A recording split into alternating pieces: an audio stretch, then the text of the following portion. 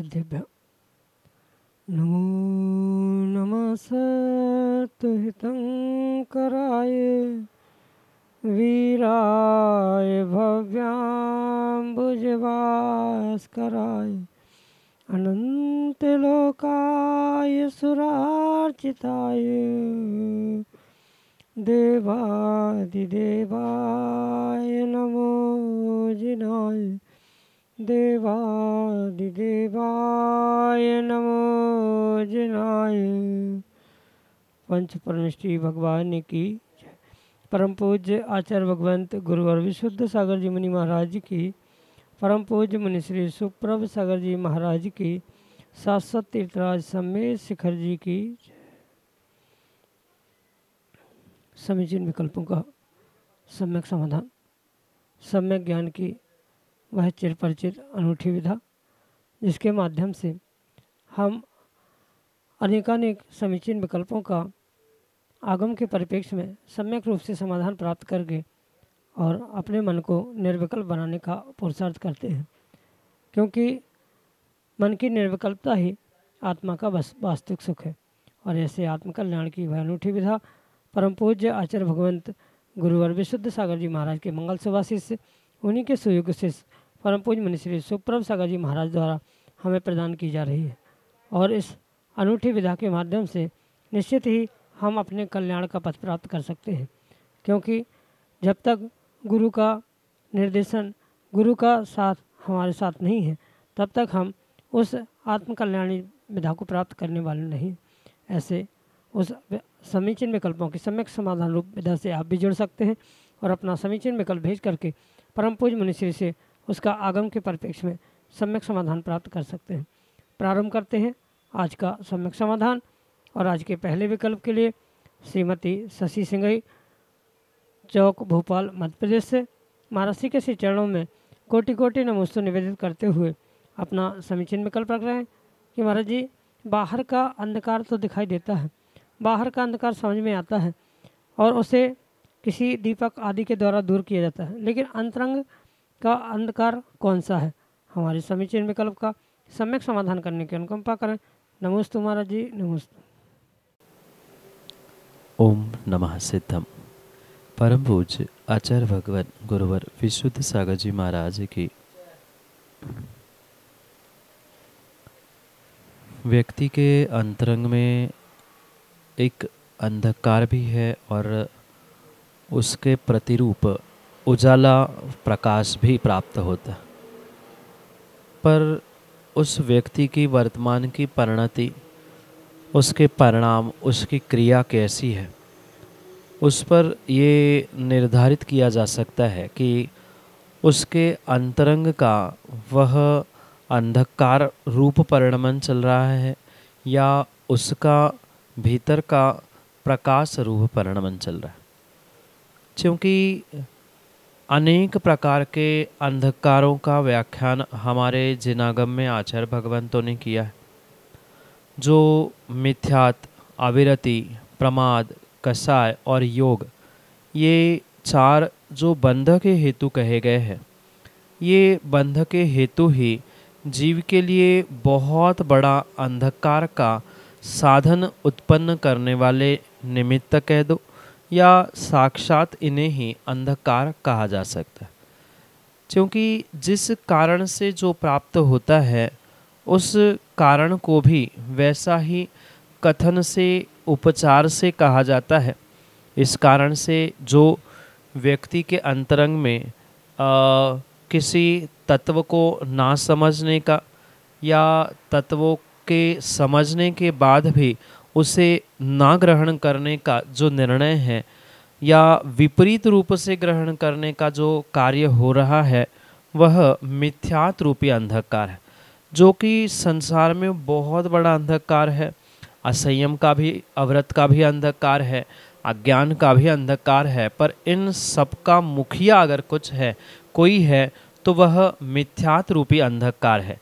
तत्वों के प्रति रुझान नहीं होना या तत्वों का निर्णय नहीं होना, कुतत्वों का निर्णय और कुतत्वों के प्रति श्रद्धान होना, ये जो मिथ्यात कहा है, ये जीव के अंतरंग में सबसे बड़ा अंधकार है और जैसे ही यह अंधकार दूर हो जाता है, वही मिथ्यात सम्यक रूपी प्रकाश में परिणत हो जाता है। अविरति रूपी अंधकार व्रत रूपी प्रकाश में परिणत हो जाता है, असंयम संयम में परिणत हो जाता है। तो जैसे उजाला और प्रकाश, दिन और रात एक पहलू के दो सिक्के के समान हैं, एक के बाद एक क्रम से आते हुए देखने में आते हैं, ऐसे ही जीव के अंतरंग में अंधकार भी है और उजाले की शक्ति भी है। जिस प्रकार उसका परिणमन चल रहा है, वैसा ही उसका निर्णय किया जा सकता है। कहने का अभिप्राय मात्र इतना है, जब तक जीव के भीतर तत्वों का निर्णय नहीं है, तत्वों के प्रति श्रद्धा नहीं है, तब तक वह सबसे बड़ा अंधकार जो संसार में उसे अनेक दुखदायक योनियों में पुनः पुनः अंधकार में डालने वाला है, ऐसा वह मिथ्यात रूपी अंधकार है।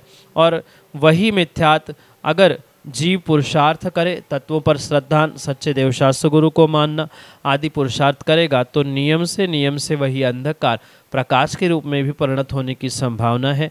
इसलिए जीव के अंतरंग में उजाला भी, प्रकाश भी और अंधकार भी प्राप्त होता है। जैसा उसके क्रिया, उसके भाव आदि होते हैं, वैसा ही उसका निर्णय किया जाता है। इसलिए अंधकार में सबसे बड़ा अंधकार मिथ्यात है। अविरति, प्रमाद आदि भी अंधकार के अंतर्गत ही ग्रहण किए जाते हैं, पर उन सब का मुखिया मिथ्यात है। यही आपके लिए सम्यक समाधान।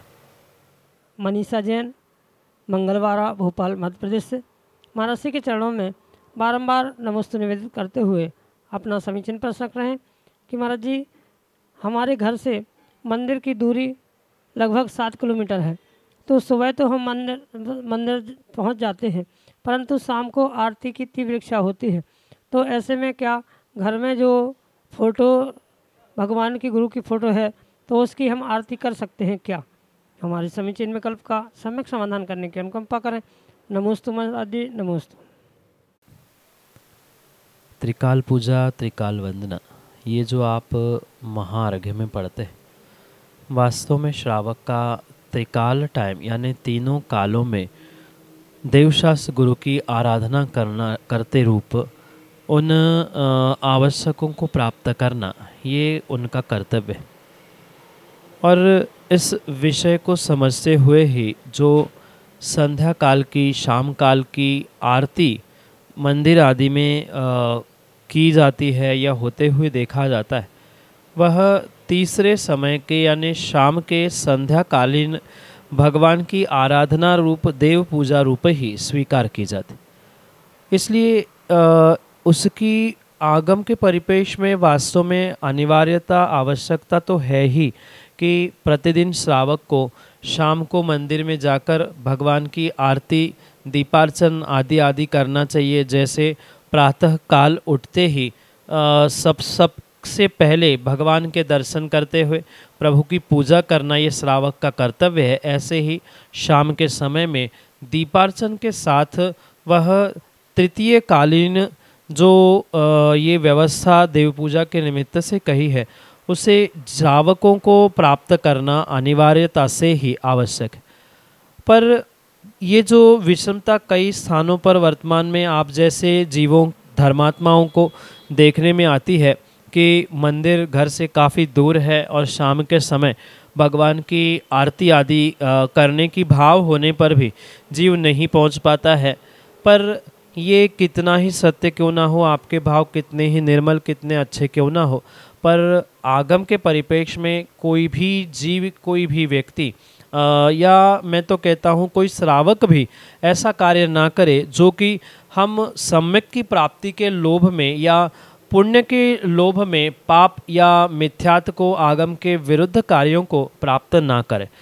कहने का अभिप्राय ये है कि हमारे जिनागम में वर्तमान के अवसर्पणी काल में, और वह तो हुंडावसर्पणी काल है, तो ऐसे इस हुंडावसर्पणी काल के निमित्त से ये आचार्यों ने स्पष्ट कहा है कि वर्तमान में मात्र और मात्र तदाकार स्थापना ही पूज्य है और तदाकार स्थापना पूज्य नहीं है।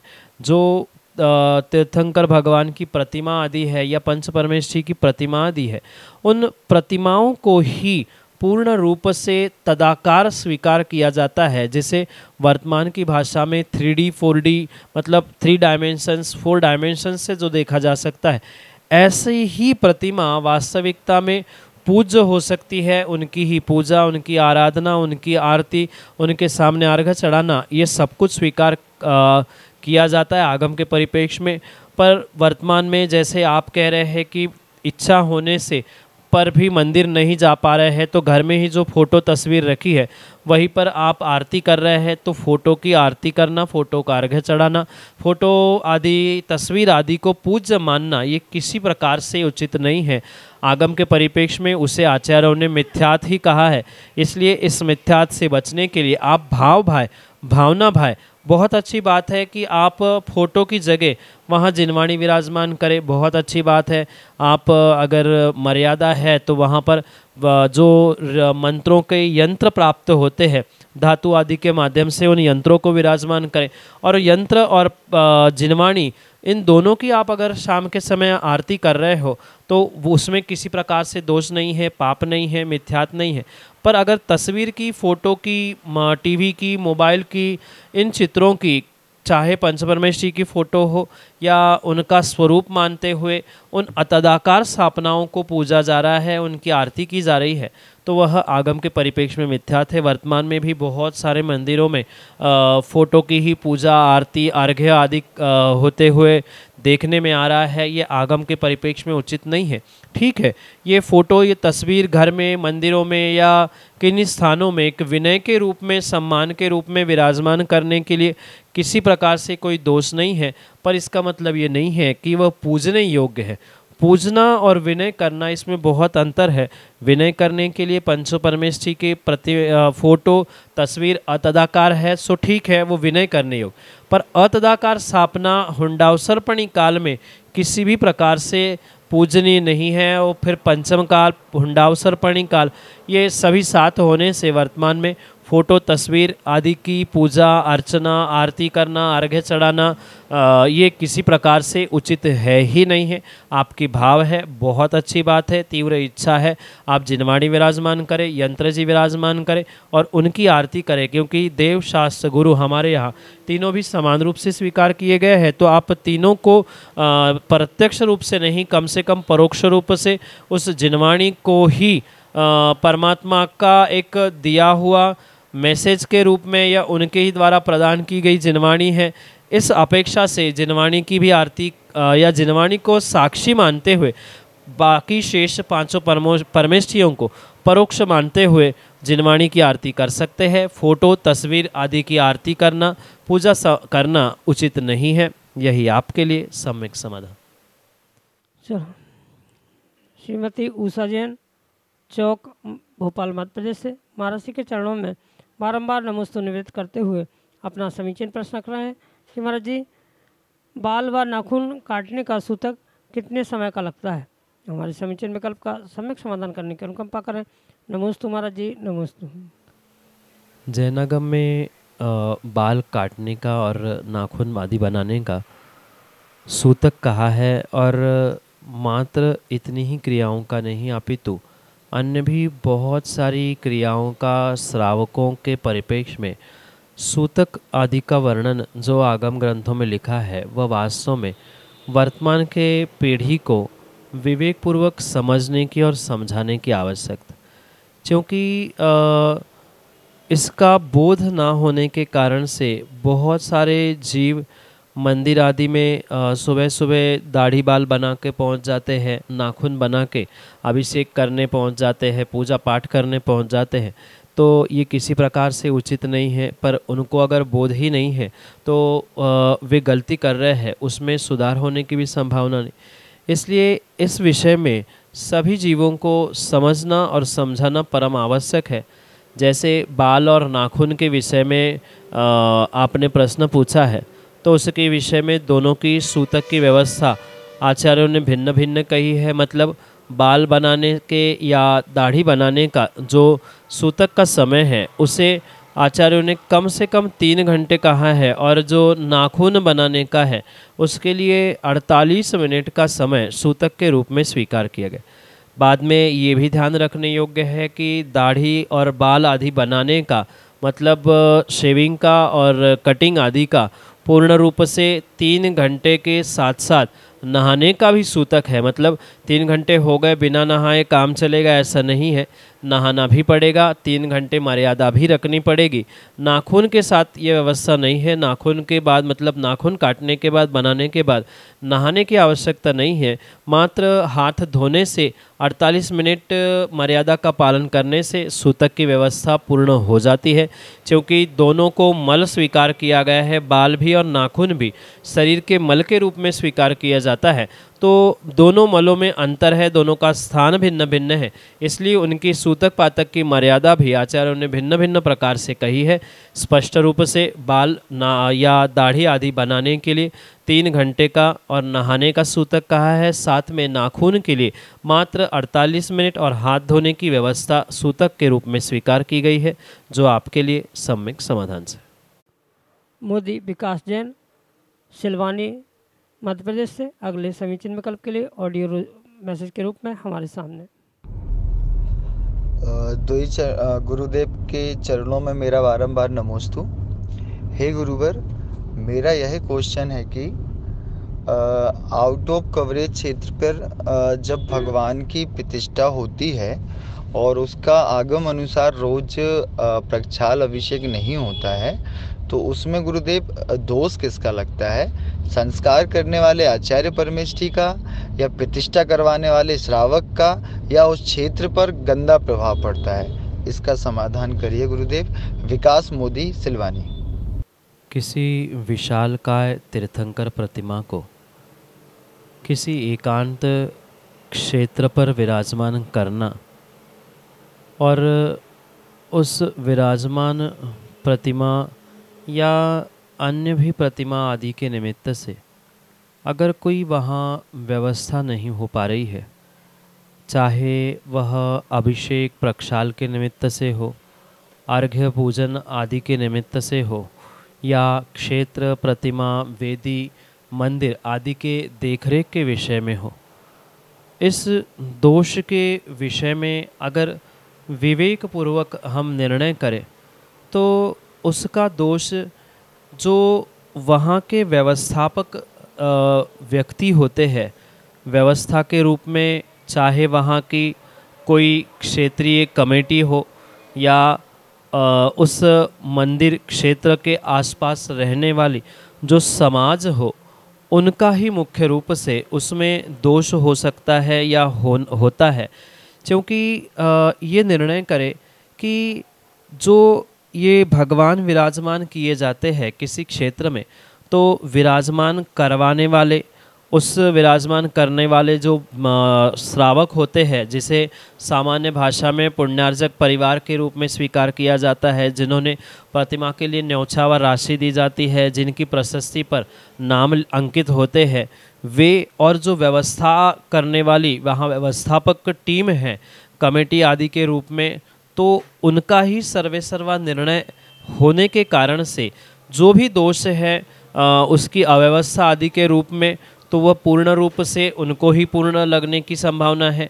क्योंकि जो उनको सूर्य मंत्र आदि देने वाले निर्ग्रंथ मुनिराज आचार्य भगवंत है, उन्होंने किसी प्रकार से उस प्रतिमा पर या प्रतिमा क्षेत्र पर विराजमान करने के लिए कोई जाति या ज़बरदस्ती नहीं की। मुनिराज आचार्य भगवंत वहाँ पर पहुँचे, समाज ने निवेदन किया कि हमारी ऐसी ऐसी क्षेत्र की व्यवस्था है, वहाँ हमने प्रतिमाएं विराजमान की है, प्रतिमा का अभिषेक आदि का वह हम क्या कैसा करेंगे, कर पा रहे हैं नहीं कर पा रहे हैं, इसका कोई खुलासा न करते हुए निर्ग्रंथ आचार्य भगवंतों के चरणों में निवेदन किया। और आचार्य भगवंतों ने अगर उन प्रतिमाओं को सूर्य मंत्र प्रदान किया है, तो उस सूर्य मंत्र देने वाले, प्रतिष्ठा कराने वाले आचार्य भगवंतों का, किसी प्रतिष्ठाचार पंडित आदि का इसमें कोई भी दोष नहीं है, क्योंकि उनका तो काम उन्होंने बिल्कुल विवेकपूर्वक किया।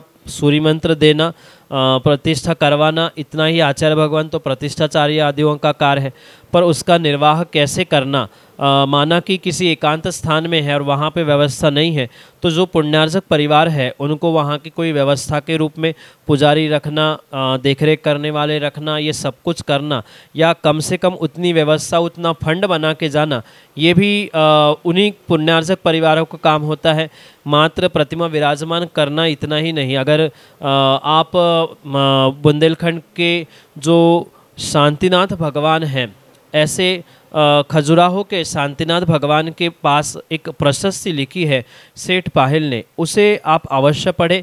और उन्होंने जो मात्र मंदिर और प्रतिमा ही नहीं, प्रतिमा और मंदिर के साथ साथ जो उसकी व्यवस्था के लिए कई सारे बगीचे, कई सारे कुएं, कई सारे खेत, आने वाली कई पीढ़ियों तक जिससे उसकी व्यवस्था बने, इतना दान में दिया था।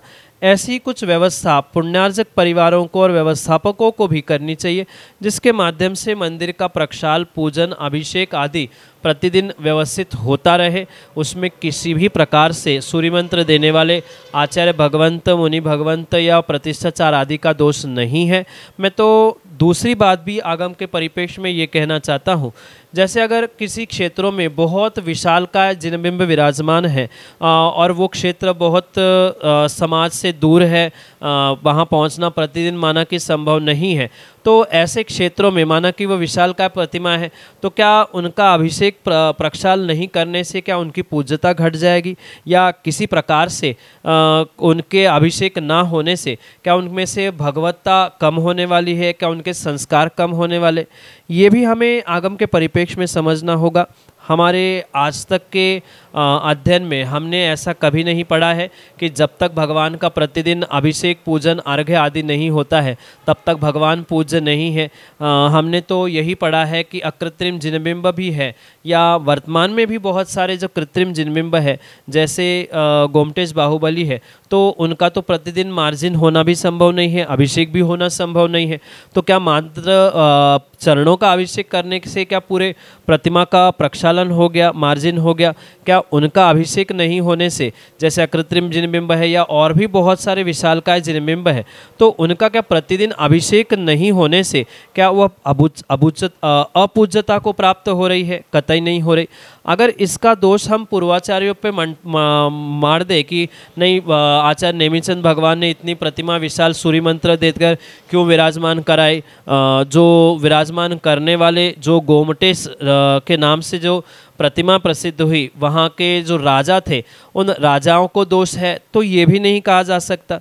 तो ये विवेकपूर्वक समझना होगा कि भगवान की पूजन, अभिषेक, प्रक्षाल ये भगवान के लिए नहीं, भगवान की पूज्यता के लिए नहीं, अपितु हम जैसे जो अज्ञानी जीव है, चाहे श्रावक हो, साधु हो, उनकी पूजा अर्चना, उनके आवश्यकों का परिपालन हो, उनको भगवान के दर्शन मिलते रहे, इन्हीं अभिप्रायों से, जिन शासन की सुरक्षा हो, इन्हीं अभिप्रायों से ये विशालकाय जिनबिंब विराजमान किए जाते हैं। किसी भी प्रकार से उनका अर्घ्य नहीं चढ़ना, अभिषेक नहीं होने से उनमें अपूज्यता नहीं आती है। ये दूसरा पहलू भी हमें समझना होगा। पर इसका मतलब ये नहीं है कि व्यवस्था भी नहीं बनाई जाए। व्यवस्था बनाना ये विराजमान करने वाला और उस क्षेत्र के व्यवस्थापकों की ही जिम्मेदारी है। जैसे हमारे पूर्वजों ने व्यवस्थाओं के साथ बहुत सारी ज़मीन और बहुत सारे कार्य किए हैं, जिसके निमित्त से वह सुरक्षित क्षेत्र आज देखने में आ रहे हैं। जैसे कुंडलपुर के भी जो विशालकाय आदिनाथ भगवान हैं, वे अगर इतने सारे मंदिर हैं तो वहाँ कुछ विराजमान करते हुए उन पूर्वजों ने भी सोचा होगा, जिसकी बदौलत आज हमें वे सुरक्षित दिख रहे हैं और ये विशाल इतिहास जीवंत और जयवंत है। उसी प्रकार से आने वाला भविष्य भी, हमारा जिन शासन भी, ये समझते हुए ही इस विषय में हमें विवेकपूर्वक निर्णय करना होगा। अगर कोई प्रमाद से उसका कार्य, उसकी व्यवस्थाएं नहीं कर रहा है तो उस व्यक्ति का प्रमाद के कारण से दोष है। पर किसी भी प्रकार से विराजमान करने वाले प्रतिष्ठाचार या सूर्य मंत्र प्रदान करने वाले आचार्य भगवंत उस प्रतिमा के पूजन, अभिषेक, प्रक्षाल आदि की व्यवस्था न बनने पर दोषी नहीं होते। उनकी जिम्मेदारी मात्र सूर्य मंत्र देने तक ही सीमित थी। सूर्य मंत्र दे दिया, उनको क्षेत्र की व्यवस्था, हाँ, उनका मार्गदर्शन करना ये कार्य था उन्होंने मार्गदर्शन किया, उन्होंने उपदेश में कहा कि ऐसा होना चाहिए, अब श्रावक नहीं कर पा रहा है, नहीं कर रहा है, तो उसमें सूर्य मंत्र प्रदाता की कोई भी भूल, कोई भी दोष, कोई भी गलती नहीं हो सकती। वहाँ के व्यवस्थापक जीव जो है वो और विराजमान करने वाले पुण्यार्जक परिवार की ही ये पूर्ण रूप से जिम्मेदारी है। यही आपके लिए सम्यक समाधान।